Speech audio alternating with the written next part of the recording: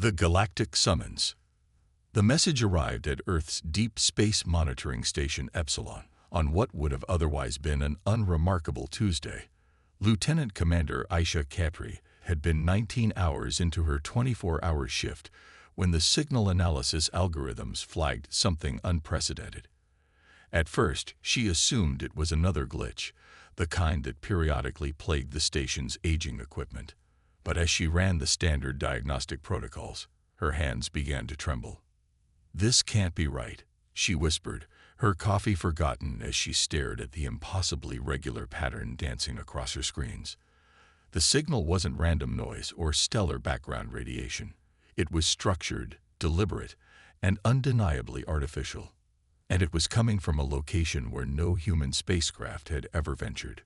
Within 24 hours, every major space agency on Earth had confirmed what Kapri already knew.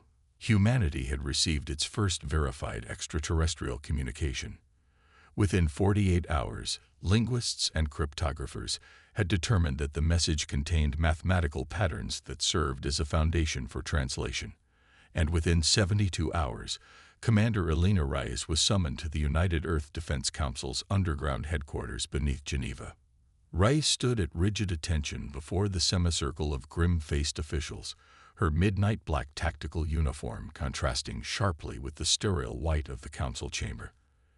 At 42, she was considered the finest tactical mind Earth had produced in generations, with 15 years commanding the elite multinational special operations unit known as SWORD. "Commander," Admiral Hassan began, his voice echoing in the chamber, "what I'm about to share is classified beyond top secret. The signal contains a request, or more accurately, a plea, for help."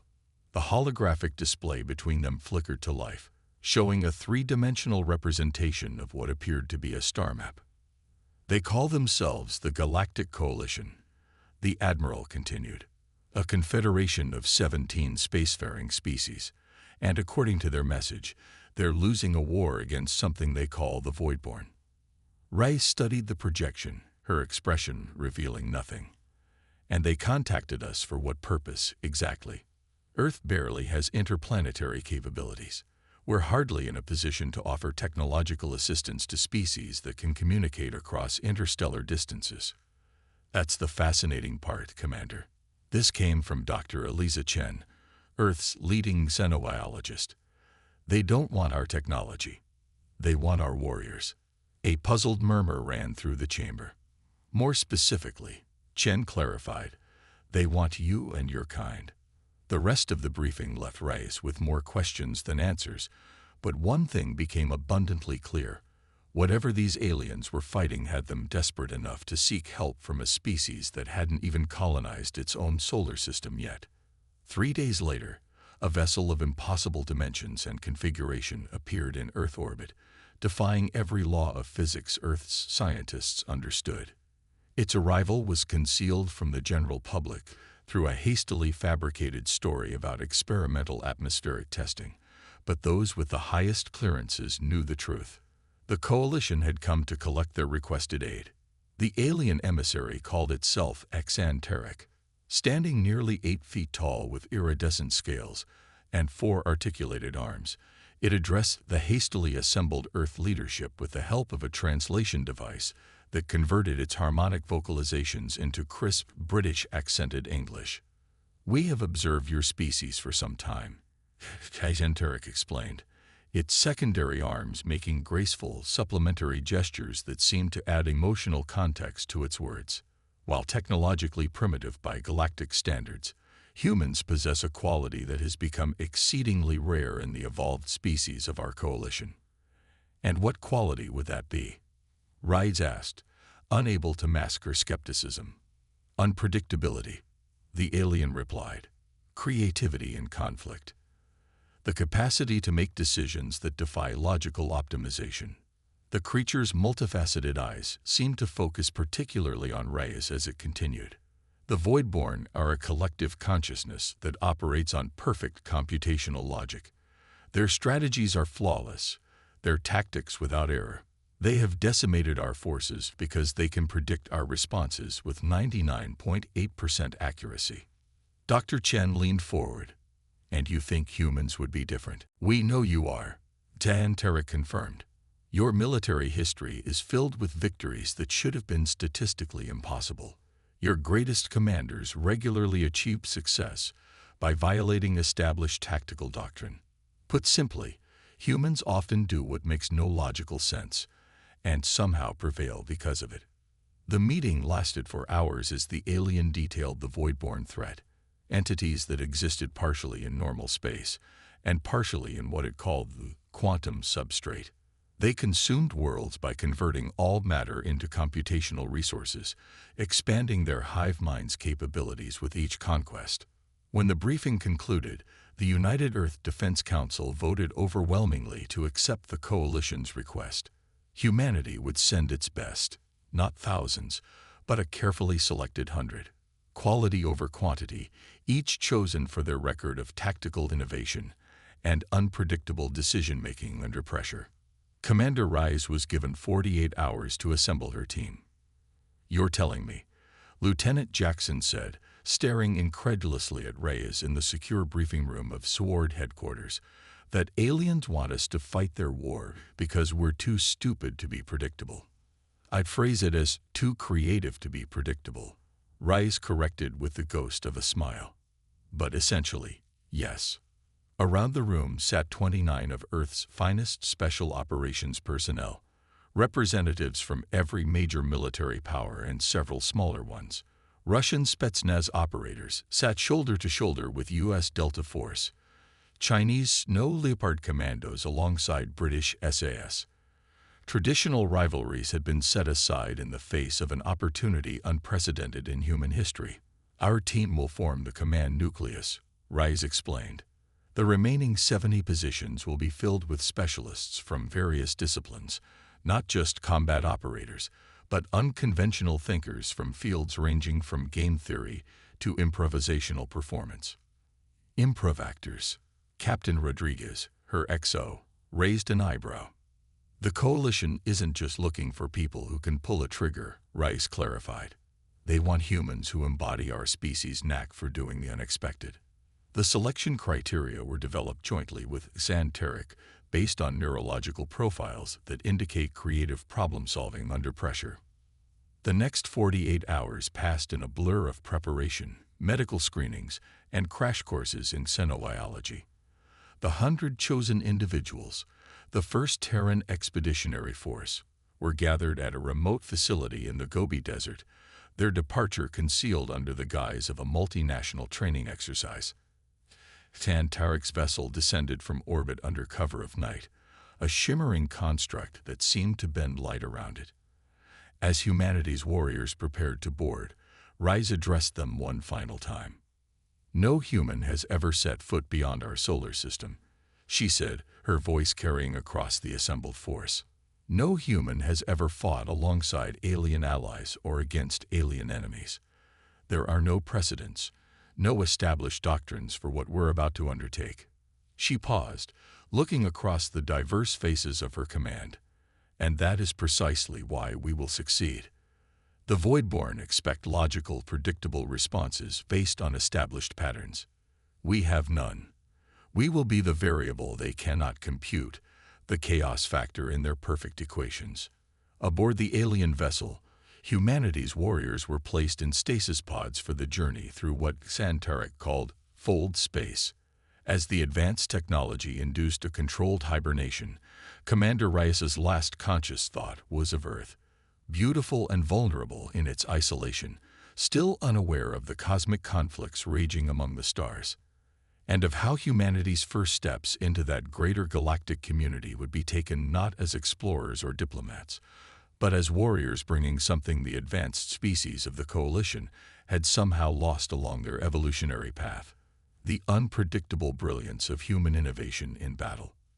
The human variable. Commander Reyes awoke to the disorienting sensation of artificial gravity slightly stronger than Earth's. The coalition stasis technology had worked perfectly. Subjectively, no time had passed, though Xanteric informed her they had traveled over 300 light-years. "We have arrived at Nexus Station. The alien announced as Reyes's team regained consciousness one by one. The central command hub of coalition defense forces. Through the vessel's transparent viewing ports, Reyes beheld a structure that defied comprehension, a massive geometric construct that seemed to fold in on itself in ways that hurt the human eye to follow, orbiting a binary star system, with rings of smaller structures surrounding it like electrons around a nucleus. How many species are represented here? Lieutenant Jackson asked, pressing his palm against the port as he stared in wonder. Currently 15. Tarek answered. 2 were lost entirely to the Voidborn. You are the first non-coalition species ever brought to Nexus. The reception that awaited humanity's warriors was far from welcoming. As they were escorted through the impossible architecture of Nexus Station, representatives of various coalition species regarded them with expressions that, despite vast physiological differences, universally conveyed skepticism. In the central command chamber, a vast spherical space where gravity seemed to work in multiple directions simultaneously, the Coalition War Council awaited. 7 different alien species, each more bizarre than the last, studied the humans with compound eyes, sensory tentacles, and optical structures beyond human categorization. You bring us primitives. The translated voice belonged to a crystalline entity that hovered above a gravity plate. These creatures have barely achieved rudimentary spaceflight. With respect, Grand Strategist Zulvex, Tarek countered, I have observed their combat doctrines personally. They possess exactly the quality we have been lacking. The Voidborn have consumed 37 systems in the time you spent retrieving these specimens, another counselor noted, this one appearing as a swirling cloud of luminescent particles contained within a force field. Our predictive models give us less than 1 stellar cycle before they breach the Orion Spur and threaten the core worlds. Ray stepped forward, ignoring the protocol breach. We didn't travel 300 light years to be debated like livestock at auction. You requested Earth's assistance. We came. Now either brief us properly on the tactical situation or send us home. Her bluntness created a ripple of what might have been shock, or possibly amusement, among the council. After a tense moment, the central figure, a tall, serpentine being with 4 sets of articulated limbs, made a gesture that caused the chamber's center to illuminate with a staggering 3-dimensional tactical display of Coalition space. Very well, Commander Reyes. I am Grand Admiral Thex Kalan. Welcome to the war that will determine the fate of all sentient life in this quadrant of the galaxy. The briefing revealed the devastating reality of their situation. The Voidborn had emerged from what Coalition scientists theorize was another dimension entirely, first appearing at the galaxy's edge 2 local years ago. Their expansion had been methodical and unstoppable, each conquered world absorbed into their computational network, increasing their processing power and allowing them to calculate even more perfect strategies against Coalition defenses. They do not negotiate, Thex Kalan explained. They do not respond to communication attempts. They simply calculate the most efficient path to absorption and follow it without deviation. What are their vulnerabilities? Rodriguez asked, studying the tactical display with intense focus. That is precisely what we cannot determine, one of the counselors responded. Their quantum-entangled consciousness allows them to adapt instantly to any strategy once they have observed it. No tactic works twice. Then we'll need to ensure our first tactic is decisive, Rice stated flatly.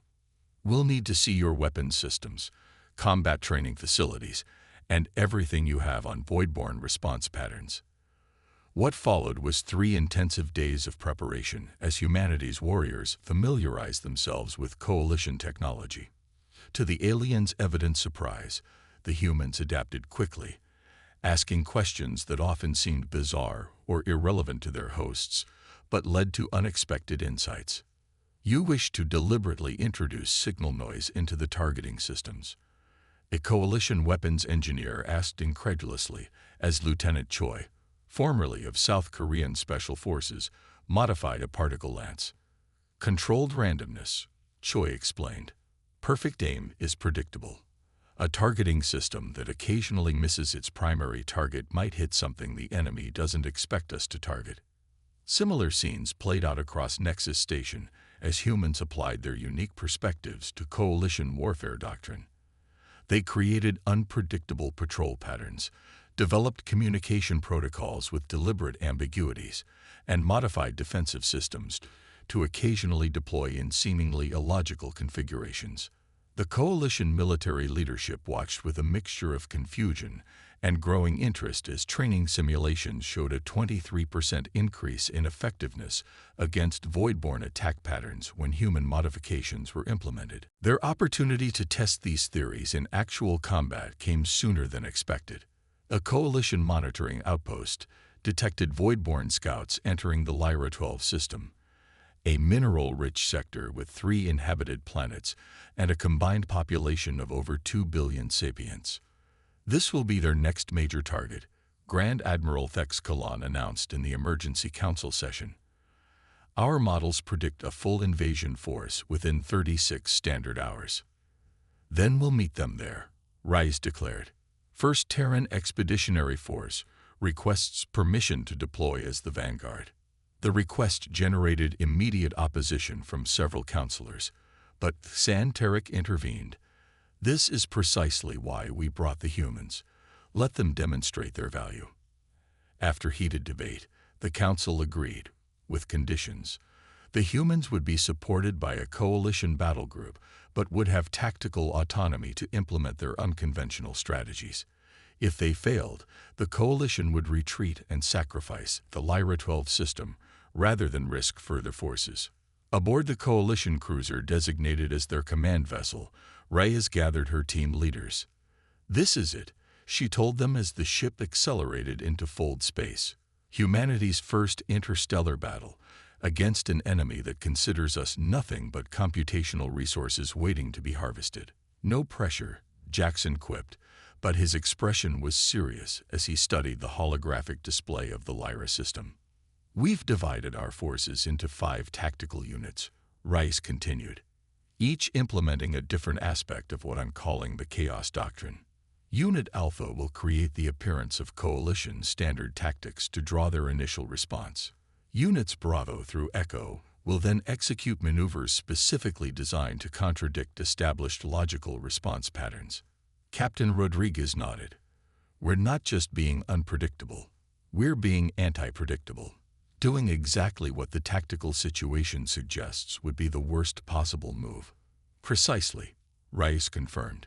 The Voidborn based their predictions on optimal response algorithms. We'll show them that humans have never been particularly concerned with optimal when we fight. The battle for Lyra 12 began exactly as the coalition models predicted. The Voidborn arrived in precise formation, their vessels geometric constructs of impossible angles that seemed to exist partially out of phase with normal space. They deployed immediately into their standard encirclement pattern, moving to isolate coalition forces from potential retreat vectors. Unit Alpha, under Rodriguez's command, responded with textbook coalition defensive maneuvers, appearing to fall directly into the Voidborn trap. The alien council members observing from Nexus Station via quantum-entangled communications expressed immediate concern. They're implementing standard response pattern Theta, one counselor noted with alarm. The Voidborn countered this efficiently in the Proxima engagement. Exanteric watched silently, its compound eyes fixed on the tactical display. Just as the Voidborn forces moved to exploit what they calculated as a critical vulnerability in the formation, Units Bravo and Charlie suddenly broke from their holding positions. Instead of reinforcing the apparent weakness in Alpha's formation, they accelerated directly toward the strongest concentrations of Voidborn ships. What are they doing? Demanded Grand Strategist Slovex. That's tactical suicide. But on the command deck of the coalition cruiser, Commander Reyes watched as confusion rippled through the Voidborn response. For perhaps the first time in the conflict, the enemy hesitated, their perfect formations momentarily disrupting as they attempted to recalculate based on actions that defied tactical logic. Units Delta and Echo, execute Chaos Protocol 2, Reyes ordered calmly. The remaining human-commanded vessels abruptly cut all energy emissions, appearing to go dead in space, before simultaneously engaging emergency thrusters on random vectors, creating a chaotic scatter pattern that presented no clear tactical purpose. In that moment of void-borne computational confusion, Unit Alpha's seemingly standard defense formation revealed itself as an elaborate feint. Coalition gunships, modified with human-designed targeting randomizers, opened fire not on the void-borne ships themselves, but on precisely calculated points in space near them. "They're not even trying to hit the enemy vessels," a council observer noted in confusion. Xantaric's outer membrane rippled in what might have been anticipation. "Watch." The apparent misses suddenly made sense as the energy weapons detonated in coordinated sequence, creating a cascade of spatial disruptions that caught multiple void-borne ships in overlapping fields of gravimetric distortion. "The void-borne exist partially in quantum space," Rise explained over the command channel. "They calculate response patterns based on conventional three-dimensional tactics, so we decided to make space itself a weapon." For the first time since the conflict began, coalition forces achieved a clear tactical advantage. As the battle progressed, human commanders continued implementing strategies that defied conventional logic, sacrificing apparently critical positions to secure seemingly worthless ones, creating elaborate decoys while striking from unexpected vectors, and constantly shifting tactical priorities in ways that no algorithm could possibly predict. When the engagement ended 6 hours later, the coalition had secured its first decisive victory. 3 void-borne command nodes had been destroyed, and the remaining forces had executed a full retreat, another first in the conflict's history. As the human commanders returned to Nexus Station, they were greeted not with skepticism, but with something approaching awe from many of the coalition species. The void-borne retreated, Grand Admiral Thex Kalan announced in the council chamber. "Our analysts believe they withdrew to recalculate their entire strategic approach. Their perfect computational models proven fallible for the first time." "This was only one engagement," Rice cautioned. "They'll adapt. But so will we. Humans have a long history of finding new ways to be unpredictable." In the cycles that followed, humanity's warriors led coalition forces to a series of increasingly significant victories. The void-borne advance slowed, then halted, and finally began to reverse as human tactical innovations continually disrupted their computational advantages. 6 months after their arrival, Commander Reyes stood once more before the Coalition War Council, this time to present what her team called Operation Uncertainty Principle, a daring strike at what they had identified as the Voidborne's central processing nexus. "We believe this is their equivalent of a homeworld," she explained, indicating a region of space that existed at the intersection of normal spacetime and whatever dimensional realm the Voidborne partially inhabited. "Every consciousness must have a core, a point where information converges. We propose to introduce the ultimate uncertainty into their calculations. The operation would be humanity's greatest contribution to the war.